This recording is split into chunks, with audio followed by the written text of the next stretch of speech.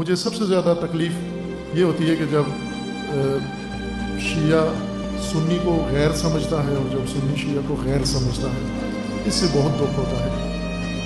پوچھتے بھی ہیں یہ اپنا ہے، بعض اوقات میں خود سنتا ہوں یہ اصطلاحات، یہ اپنا ہے، دوسرے کہتے ہیں نہیں اپنا نہیں ہے، سنی نہیں ہے۔ اور تکلیف دہ جملہ ہے، یعنی چاہیے کہ سنی اپنا نہیں ہے۔ یہ اللہ کا بندہ ہے، خدا پر ایمان ہے، رسول اللہ کو مانتا ہے، اطاعت کرتا ہے، مومن باللہ ہے، عمل کرتا ہے، 5 وقت نماز پڑھتا ہے، تمام واجبات بجا لاتا ہے، قرآن کے اوپر ایمان ہے، ابھی بھی آپ کا اپنا نہیں بنا، اور کیا چاہتے ہو اپنا بنانے کے لیے اس کو؟ اور کیا آپ کے سامنے پیش کرو؟ کیا آپ کے قبیلے سے ہو پھر آپ کا اپنا ہوگا؟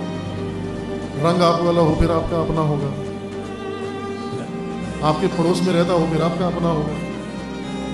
اپنائیت کے لیے تو قرآن کریم نے یہی معیار رکھا ہے کہ جو یہ ساری چیزیں قبول کرتا ہے وہ ایک ہے، وہ بھائی ہے آپس میں۔